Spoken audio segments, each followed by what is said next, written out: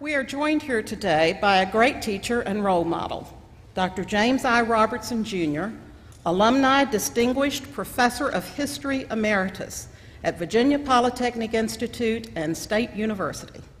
You may know it as Virginia Tech.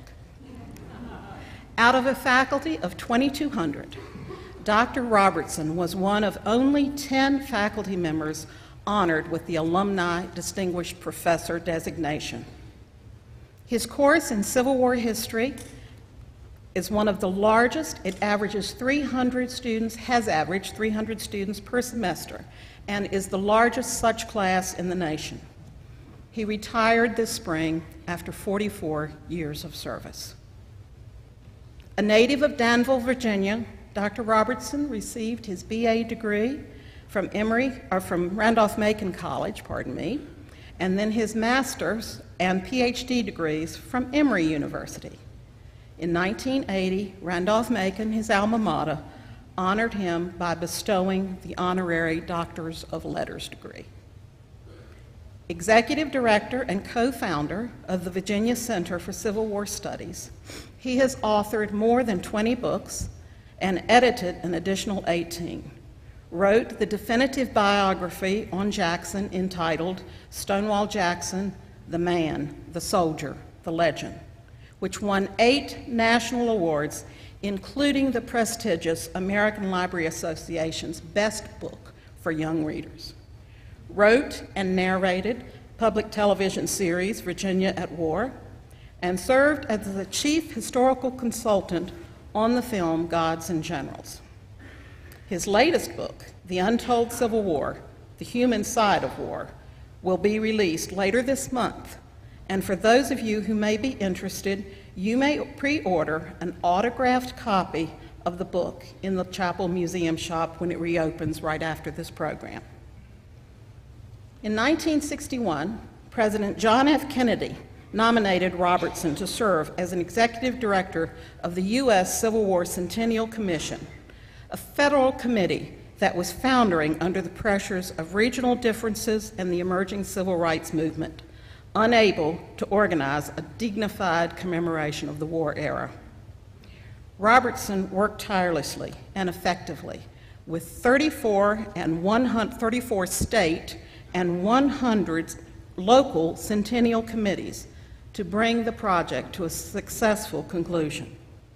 In 1963, following Kennedy's tragic death, Dr. Robertson worked with the director of the Library of Congress to assist in the planning of Kennedy's funeral by researching the funeral of Abraham Lincoln, after which Kennedy's own funeral was patterned. Using details discovered in 1865 editions of Frank Leslie's Weekly and Harper's Weekly, the East Room of the White House was once again transformed. Today, he is accompanied to Lexington by his wife, Betty, and the two of them spent a private hour with the Lee Chapel staff earlier this morning. His topic today is Lee and the Mobilization of Virginia Forces, 1861. Please join me in welcoming to Washington and Lee University and to the Lee Chapel stage, Dr. James I. Robertson, Jr.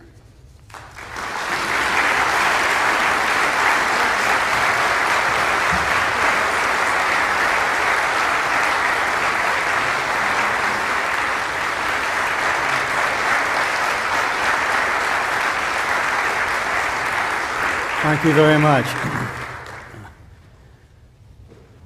I sat there thinking I was a historian, but after listening to Miss Donald, I realize I'm history.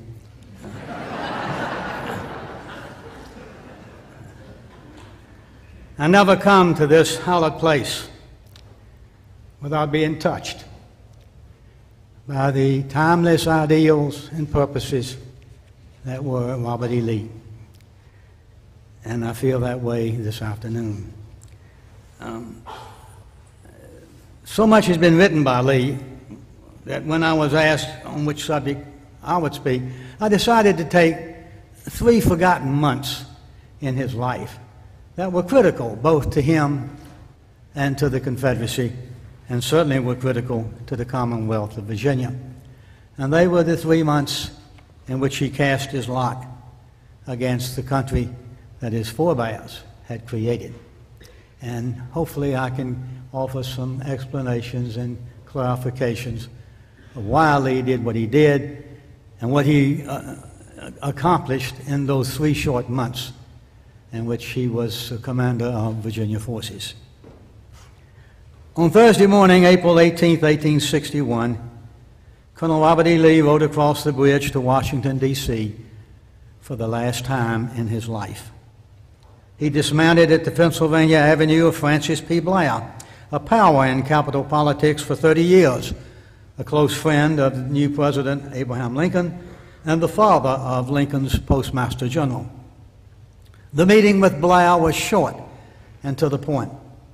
On behalf of the President, Blair offered Lee command of the large Union Army to be formed for putting down the Southern insurrection that was growing daily. Lee politely but firmly declined the appointment. He summarized the meeting later to a friend by saying, "After listening to Mr. Blair's remarks, I declined the offer, stating as candidly and courteously as I could that though opposed to secession and deprecating war, I could take no part in the invasion of the southern states." From the Blair house, the colonel rode over to see Army Commander Winfield Scott. He was Lee's superior, a fellow Virginian, and his military mentor. Scott looked on Lee as practically a son. Moreover, Scott openly declared, Lee was, in his words, the very best soldier I ever saw in the field. With Lee's announcement of his action, Scott reacted with a mixture of sadness and anger. "You have made the greatest mistake of your life," Scott said to Lee, "but I feared it would be so." A moment later, Scott declared that, quote, "No one should remain in government employee without being actively employed." In short, and at the outset of Civil War, there was now no place for neutrals. Lee had to side either with or against his own people. Lee returned to his Arlington estate, and he spent the next 36 hours in intense contemplation. If he resigned from the Army, he would be sacrificing both his career and his future for a war that he considered unnecessary and in which he had absolutely no enthusiasm. Yet, his native state had just severed its ties with the North. He had to side either with or against his own people. He could well have uttered at that time the words that his father, Henry Lee, had spoken at the outset of the American Revolution. "Virginia is my country. Her will I obey, however lamentable the fate to which it may subject me." His decision having been made, Lee wrote a system. "With all my devotion to the Union and the feeling of loyalty and duty as an American citizen," he said, "I have not been able to make up my mind to raise my hand against my relatives, my children, and my home." And so on the morning of April 20th, Lee officially resigned from the United States Army. And he stated in his letter to General Scott, "Save in defense of my native state, I never desire again to draw my sword." Now, historians ever since have debated why Lee abandoned the soldier's dream, command of an army. Lee was leaving the military after 32 years of outstanding service. He was also abandoning the United States, the creation and legacy of his father and the heroes in his father's generation. But Lee declared, "A union that can only be maintained by swords and bayonets has no charm for me." Lee had endorsed the old Socratic philosophy that it was better to suffer evil than to commit it. Simple mathematics can be a good starting point in explaining why Lee chose to follow Virginia's action. For 3 decades, he had faithfully defended a nation that was then 74 years old. The Lee family had been devoted citizens of a colony state that was 225 years old. The Lees were more interwoven into Virginia's fabric than were the Adamses in Massachusetts. The idea of leading an invading army over land so sacred to him was a repugnance that Lee could not tolerate. Honor played a role too. Honor was the bedrock of family values in that age. Lee was prepared to forego anything to preserve the Union save honor. Loyalty was in one's blood. The Union was but an abstraction. Honor forbade Lee from deserting family, friends, and community. Since the age of 18, Robert Lee had known only a military life. He had no other source of income to support his family. In the hours after his resignation, uncertainty and poverty blocked his visions of the future. Such suspense, of course, was short-lived. Governor John Letcher summoned Lee to Richmond with all dispatch. Newspaper speculation, street gossip, and probably Lee's own tuition led him to believe that he might be placed in charge of Virginia's military forces. Clad in a black suit and silk hat, Lee traveled by train to the state capitol.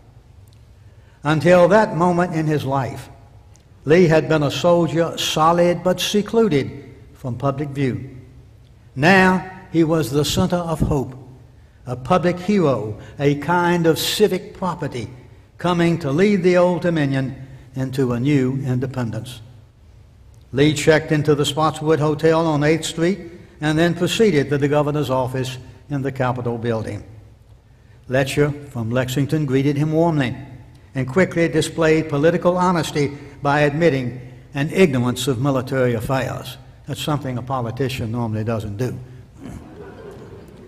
The governor asked Lee to take command of all of Virginia's military and naval forces. The post carried the highest available rank of Major General. Lee accepted on one condition. It had to be specified that he had resigned from the U.S. Army before the Virginia post was created. Otherwise, it would have been traitorous of him to accept a Virginia assignment while still a Union officer.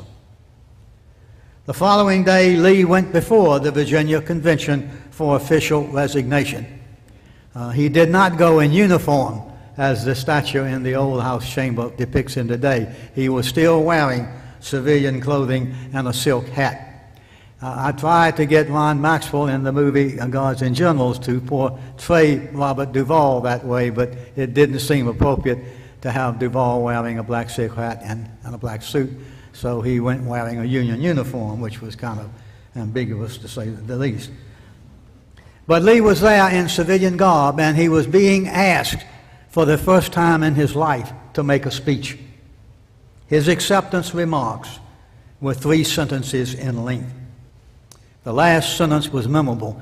That, incidentally, was my role as chief historical consultant in the movie Guards and Generals. I got to read Lee's last words, and all that cheering and hollering you see from the delegation were cheering me when I read the words, so I feel very nice about that. But his last words were memorable. Trusting in Almighty God, an approving conscience, and the aid of my fellow citizens, I devote myself to the service of my native state, in whose behalf will I ever again draw my sword. Leaving the vainglory of the moment to the crowds in the street, Lee turned to the task of preparing an unarmed state to defend itself against an established nation. He met later in the day with Alexander H. Stephens, the Confederate Vice President, who was then in Richmond to assist in Virginia's transition into a Confederate state. Emaciated by ill health, Stephens was 5 years younger than Lee, but he looked 40 years older. He was not married nor would ever be, for obvious reasons. The two men were in agreement that the Old Dominion would act in a common cause with the other southern states. Virginia obviously could not stand alone in its opposition to federal invasion. Meanwhile, concern over his family was constant with Lee.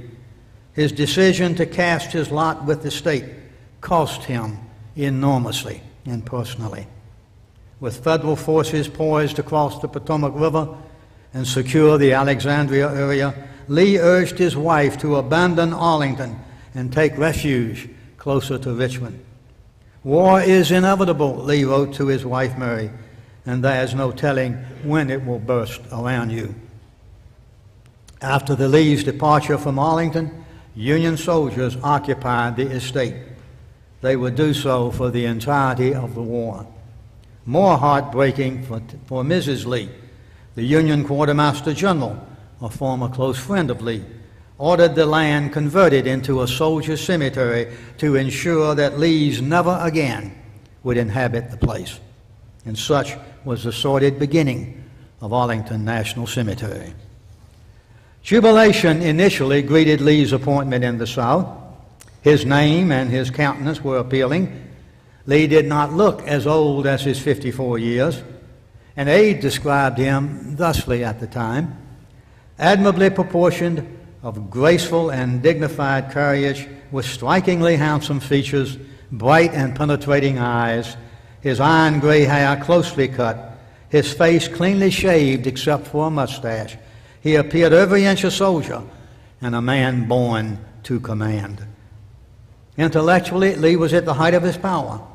Moreover, he had developed an emotional stability which gave him great presence of mind under the stress. And that emotional stability was widely tested in the 3 months that followed. Even before Lee had started to Richmond, Virginia, please remember, had already committed 2 acts of war, in the name of self-preservation, of course.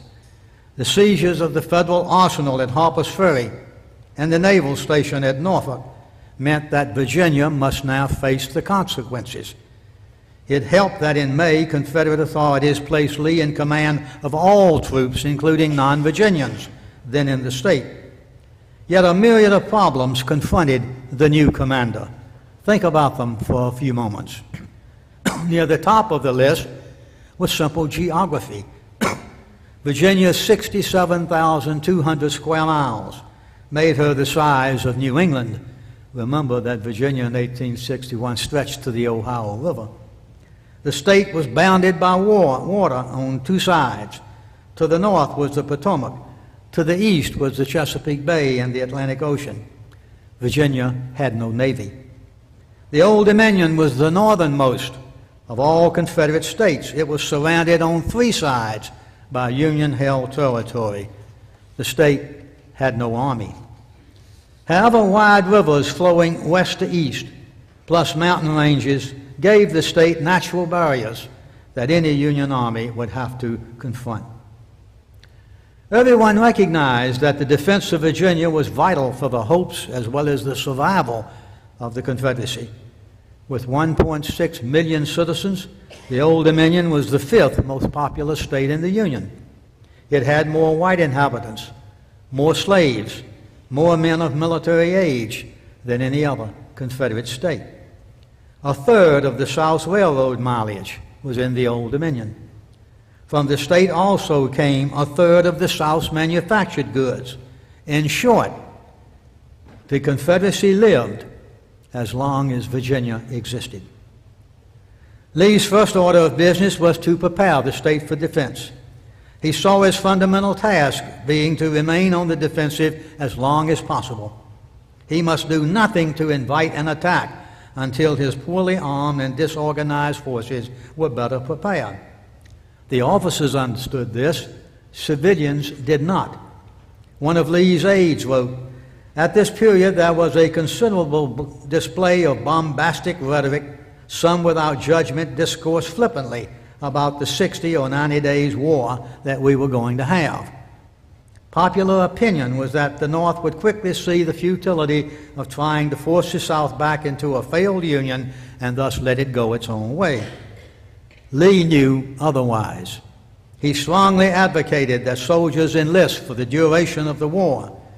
Yet the majority of the Virginia Secession Convention deemed 1 year's service to be quite sufficient, a decision that would have major negative consequences beginning in 1862.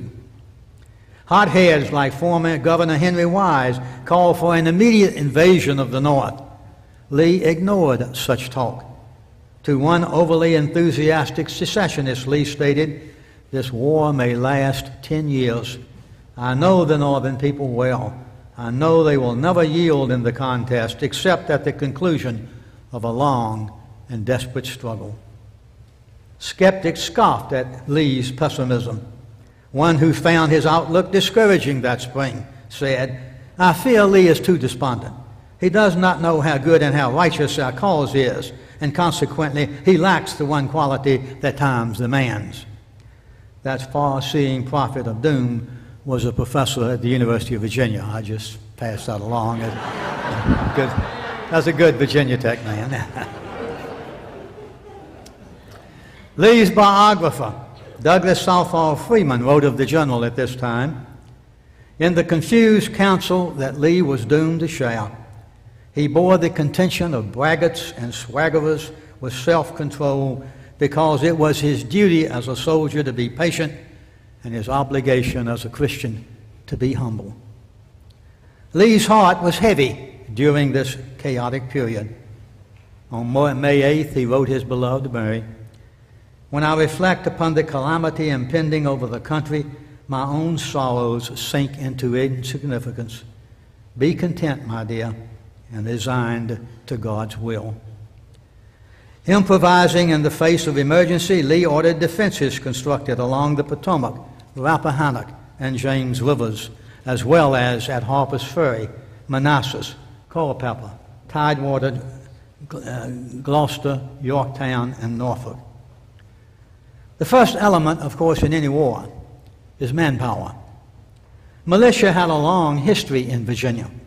Before the Revolution, George Washington had led a militia unit.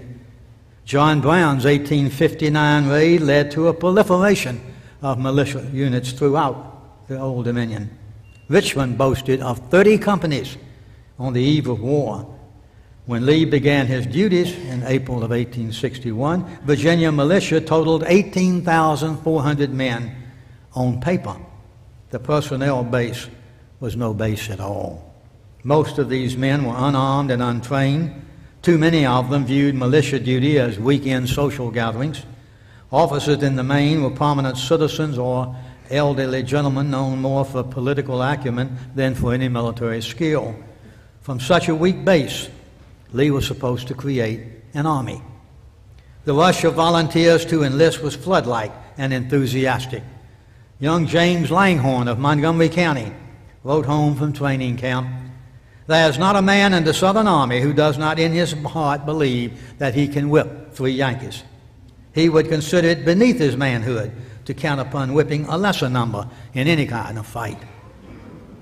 Langhorne died in 1864 from battle wounds and imprisonment. While volunteer regiments were being formed, Lee dispatched militia to various points of concentration. Each carried a flag, but not much else. Yet while manpower numbers were high, all other numbers were critically low. Lee had to secure arms, ammunition, equipment, food, training, and transportation. There were few tents, knapsacks, cartridge boxes. Unable to provide thousands of needed uniforms, state authorities ordered volunteers to supply their own clothing, with reimbursement to be made later. Unqualified militia officers were quietly sent into retirement. Field commissions went to men whom Lee knew personally or by reputation: Joseph E. Johnston, Thomas Jackson, Richard Ewell, J.E.B. Stewart, William Mahone, John McCausland, and graduates of West Point, Virginia Military Institute, and the Citadel formed a solid base for new officers. Lee summoned to Richmond the VMI Corps of Cadets to act as drill masters for the swarm of recruits gathering at Camp Lee west of Richmond. Other camps of instruction appeared beside or near a railroad: Norfolk, Fredericksburg, Culpeper, Lynchburg, Winchester, and Withfield. Lee made no attempt to establish an intelligence service. Northern newspapers gave daily summaries of Union intentions. Travelers and private letters brought confirmation. Some of the most important were either wrongly reported or not reported at all. I don't know why people spend go to the trouble of writing books on Civil War intelligence and spies. None of them were very, very effective. I like to say that for every James Bond, there were 2 Maxwell Smarts at work out there. But Lee resented the intrusion of newspapers making ill-founded or incorrect reports.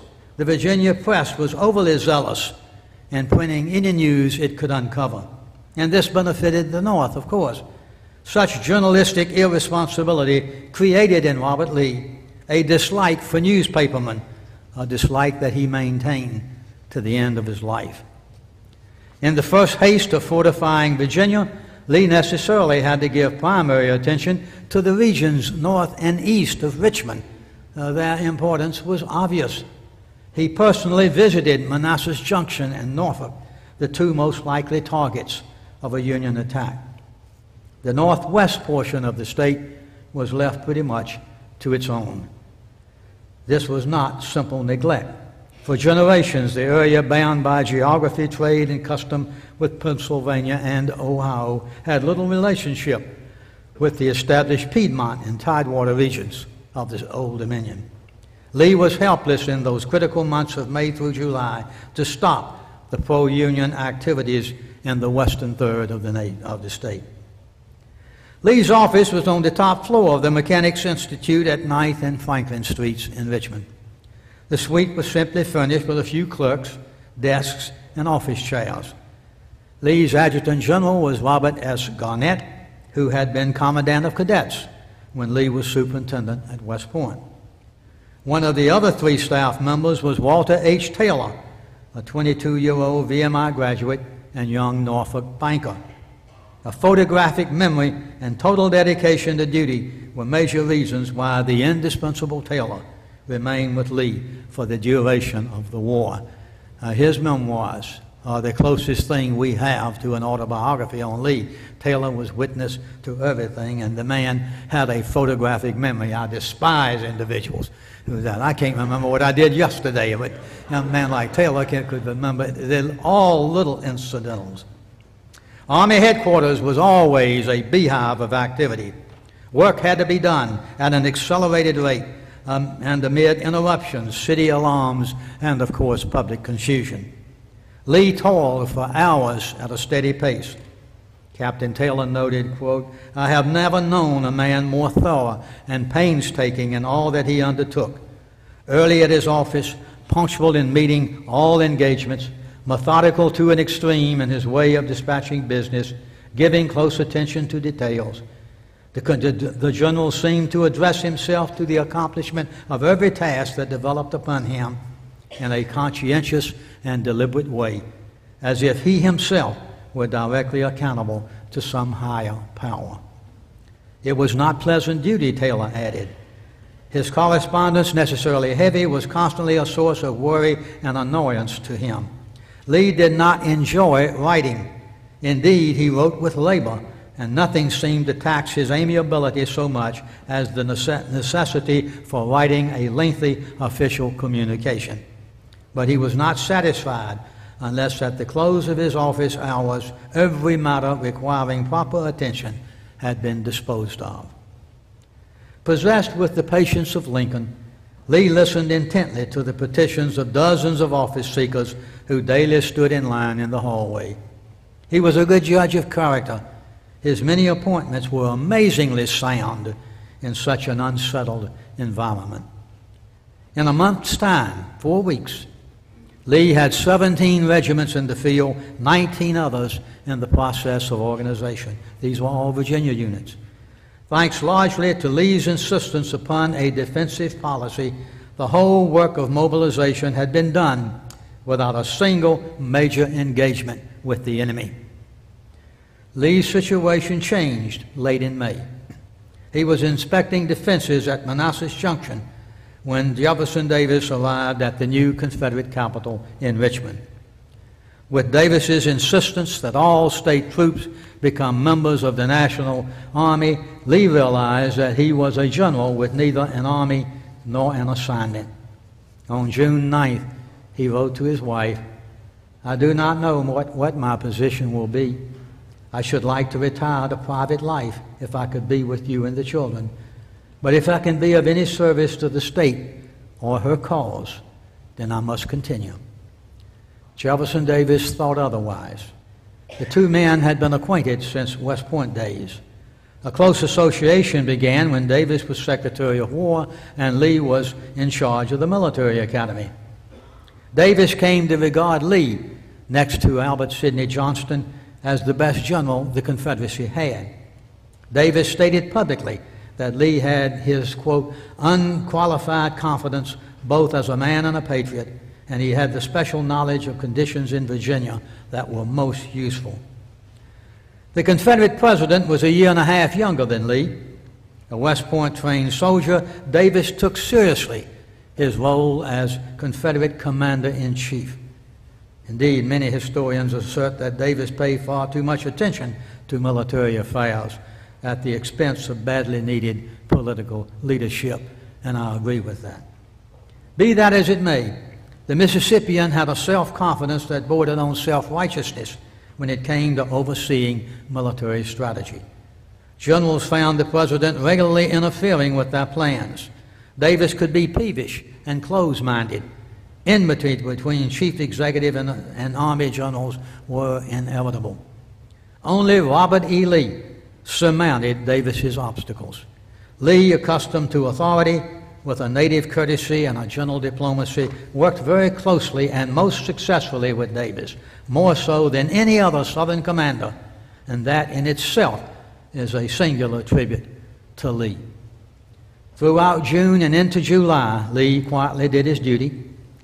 Captain Taylor noted that Lee was retained by the president to give the benefit of his counsel and advice in all important measures involved in the stupendous undertaking of suddenly transforming an agricultural people into a nation of soldiers prepared for immediate war.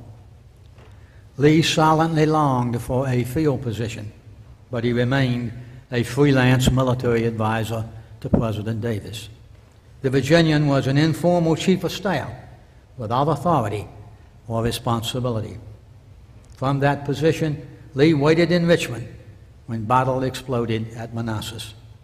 It may well have been Lee who suggested to Davis that the Confederate forces in the Shenandoah Valley reinforce the main army lined up along Bull Run.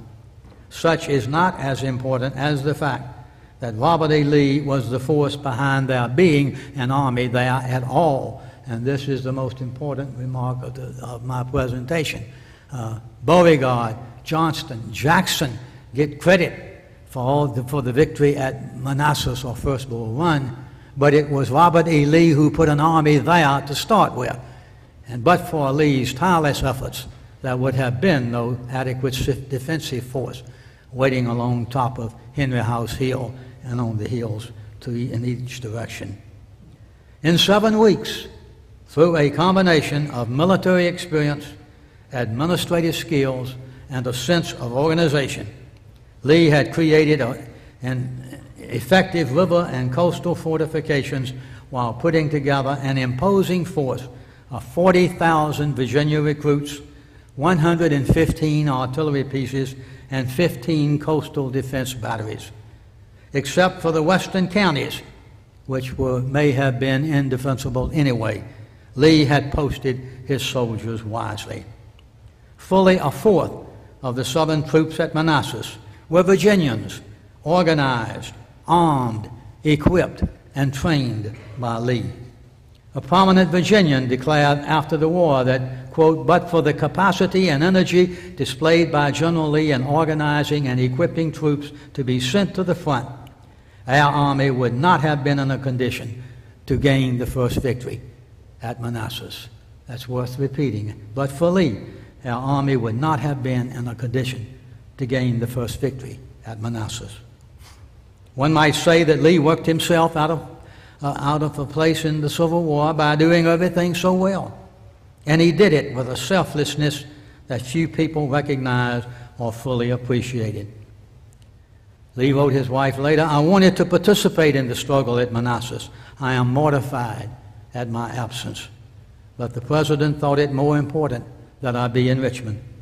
I could not have done as well as has been done, but I could have helped and taken part in the struggle for my home." Bumps lay ahead for Robert E. Lee. Bumps in Western Virginia, in South Carolina, and in the dull routine of a desk general in Richmond. Yet his first service to Virginia and to the Confederacy had been laudatory, if not spectacular. It portended the advent of the field commander, who in June 1861-2 would go into the field to command, and he would ultimately lead soldiers and himself into a legend that is unforgettable. Thank you very much.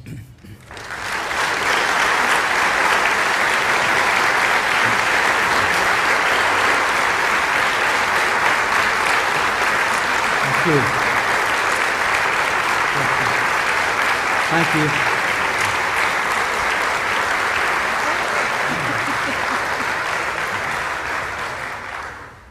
We are going to have a few questions and answers. If there's anybody that has a question, someone, if you'll raise your hand, we'll get a mic to you. We are recording this, and we would like to have the questions as well as the answers on the recording. So, anyone? Take just a second.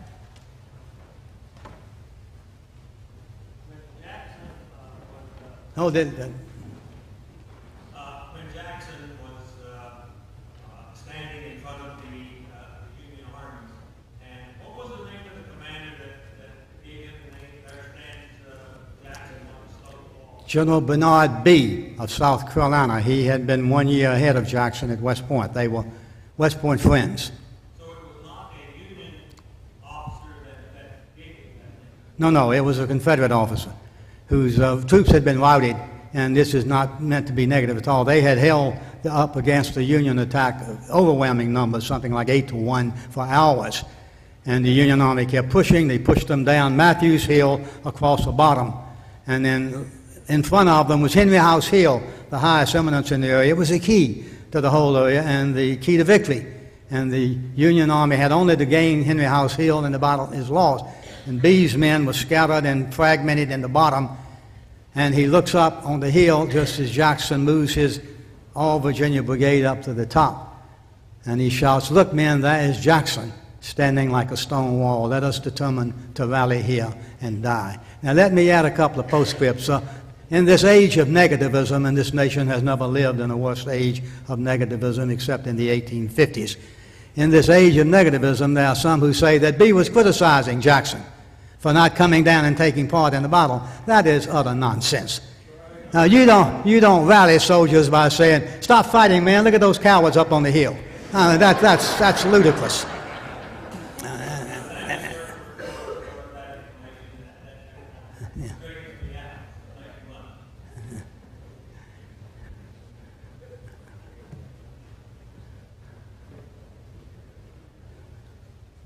Robertson, ask you to explain the way the officers communicated with each other in the period, specifically the somewhat criticized discretionary orders.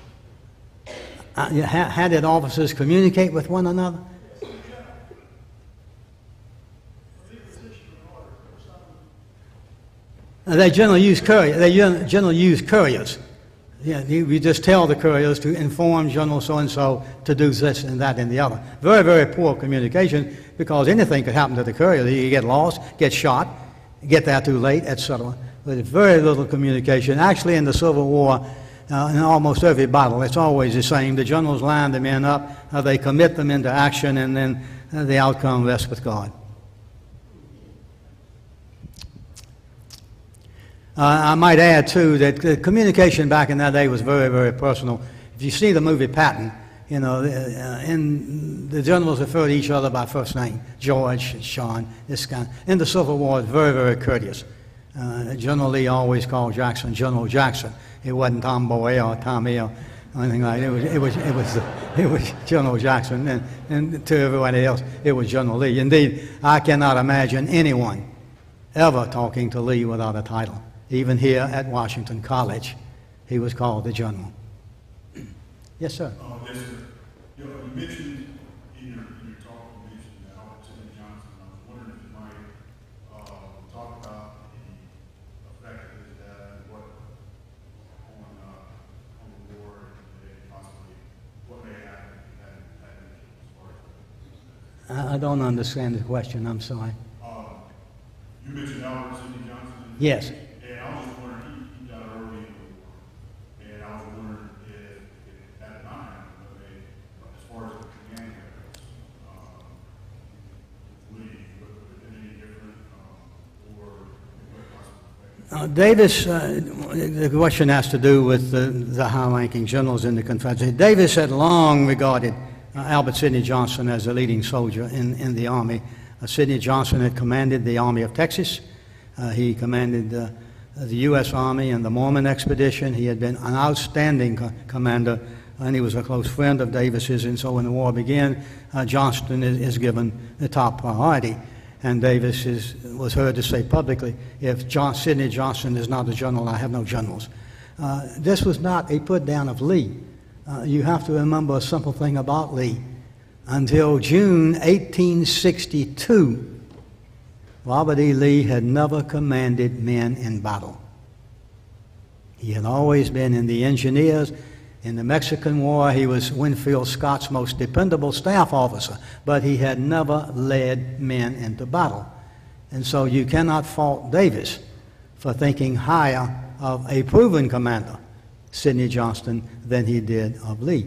And in the 7 Days Campaign, everyone points the finger at guilt at everyone else, and they're all doing the correct thing. Everybody was on the southern side was guilty in the 7 days. It was a shakedown cruise for the Confederate Army, the first major offensive the Army of Northern Virginia had ever made. And going back to this gentleman's earlier question, communication was awful.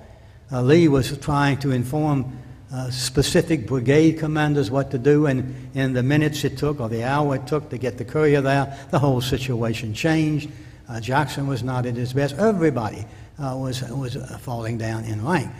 But Lee had this great perception of character, and he saw in Stonewall Jackson between March and June 1862 a general who thought like he did, that the South could not wait out the North as Davis thought we could. You see, there are 3 ways you can win a war. Side 1 can win, side 2 can win, or the war can end up in a draw. Well, the Union could win, the South could win, or, and here Davis grabbed solidly, the war might end up in a draw, and this is what Davis hoped for. We don't have to win, we just must not lose. We must just hang on, play for time, and let the North grow weary, and finally give it up. And we have a couple of recent incidents in American history where the nation has finally run out of patience, you see. Davis wanted to do that. What Davis never saw was to fight for time requires a lot of resources, which the South didn't have. Lee recognized the war for what it was, the lightweight South going up against the heavyweight North. You got to go for a quick knockout. And he saw in Jackson the same kind of feeling. And this is what brought these 2 men together. This is what made what I consider the most perfect military partnership in all of history. Lee and Jackson. If you want to use a football metaphor, Lee's the quarterback. He comes up, he looks over the opposing side, he sees what's going, how they're set up, and he calls the play. He hands the ball to Jackson, who is his great running back. And after Jackson leaves the scene, you see Lee is left without the one ingredient he had to have to win, mobility. As long as Lee can shift back and forth and with Jackson strike here and there in unpredictable ways, Lee's got a chance. He can keep the Union Army off balance. The one thing Lee cannot do is stand up and engage in a slug-it-out match with the Union Army. And so after Gettysburg, it becomes a question of time. Lee can't move. He doesn't have anyone like Jackson to pull off the great sweeping flank march. It just becomes a slugging match, and that is a match the Confederacy simply cannot win. So you might ask, why didn't Lee give up? Well, I met with the wonderful ladies this morning in the Lee Chapel Foundation group, and I said to them, he couldn't give up for the reason he was Lee. And the three words that will always describe Robert E. Lee, in any time, in any place: devotion to duty. Devotion to duty. It began when he was a young teenager, when he could have been out having a good time and doing all the crazy, foolish things that teenagers do. Instead, he spent those years with his dying mother, who was racked by tuberculosis. He took care of his mother because it was his devotion to duty. In 1861, he displays that devotion to duty again in turning down every soldier's dream, Army command, because he felt his duty to be to his state. Now, don't make the mistake of looking at the past through the lenses of the present. America was 74 years old, the United States, 74 years old at the time. The federal government did not control your life as it does today. And with that hee-haw show in Washington, I'm not sure. All of us should not tremble.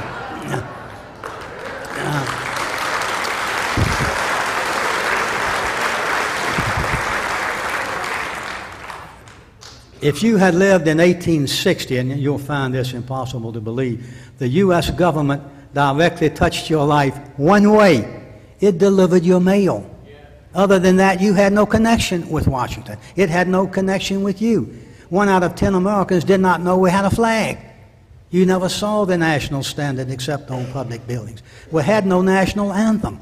There was no nationalism at all. We were growing at this time, and since we were a growing nation, I think it quite properly that Lee would think his birthright would be the land where his people had lived for 225 years, rather than a country that existed for not even 3/4 of a century. So I've never felt that his decision was as complicated as artists and whatnot think. I think he knew from the beginning what he had to do.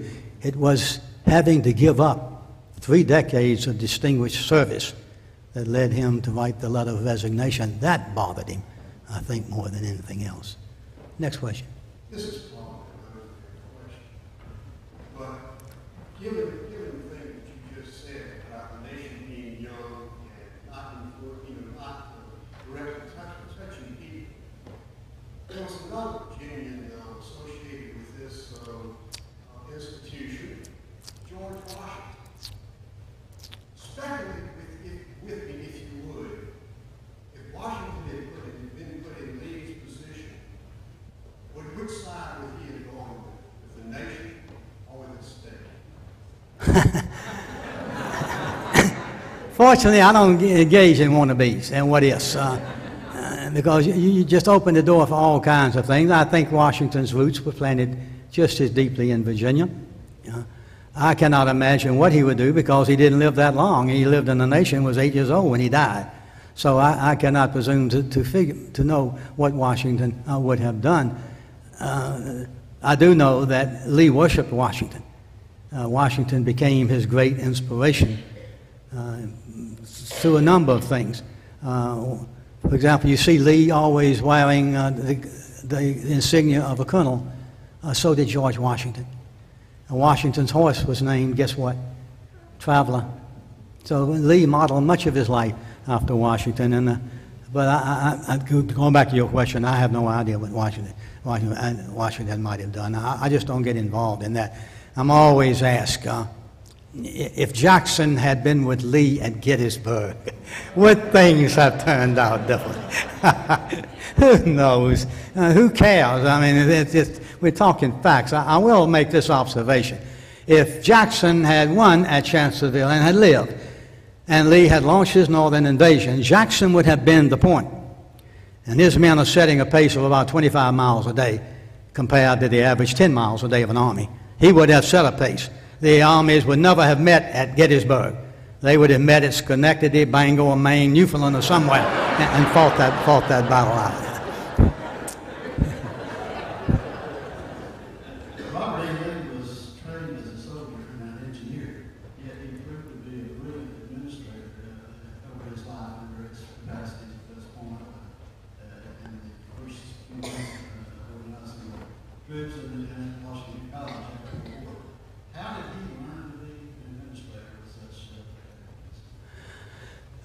Lee's tenure here is strange. He did not like education, the administration of education.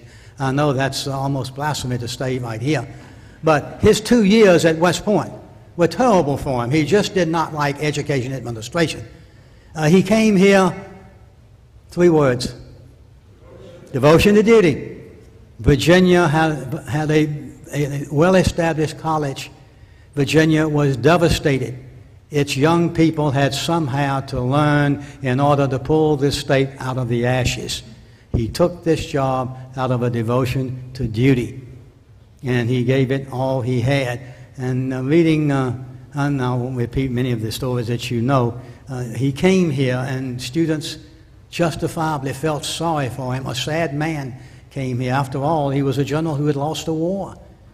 He was a general who had failed. And he came here with a heavy heart. And that's almost an oxymoron, too. He came here with an aching heart. And Lee was a sick man when he came here. Many of you, I hope most of you know, that in March 1863, he suffered a major heart attack. Major, grade 1. What did the physicians do for him? Nothing. The field of cardiology didn't exist.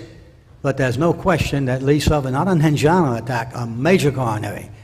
And he had been grappling with that illness ever since. And that, plus 2 years of terrible service thereafter, plus the stigma of defeat, etc., had left Lee a weak and sick man when he came here to this school. But he was dedicated, as he said once, as I have led young men in battle, now I must lead the young men in peace. And he led these young men here at Washington College. I consider that his greatest achievement, far more than his generalship, what he did here. I don't know of an individual in America, including the President of the United States, who did more in the short time he had to bring this nation together than Lee. He would not write his memoirs. He would not go to battlefields for dedication. He wouldn't go back and fight the battles again. The war is over, he said. Let's all become Americans. And he set a pace and a tone that saved this nation, which is why when he died, the eulogies poured in, not from the South, but from the whole nation. And at the moment, I cannot think of the one that's the most touching. But it came from, of all people, Julia Ward Howe, who had given the North the greatest song in the war, the Battle Hymn of the Republic. And she wrote a eulogy that was truly touching, in which she said, we together stand by your grave in gratitude for what you've done. So Lee may not have been the most splendid administrator in the world. He may not have been gung-ho college as most presidents have to be. But he was a dedicated servant who did everything he could to start the South on the new road again. And as I said, I consider it his greatest achievement. Dedication to duty to the very end. And indeed, I think it's rather symbolic that the last action he took as a human being, he was trying to say grace at the evening meal when he collapsed with the stroke.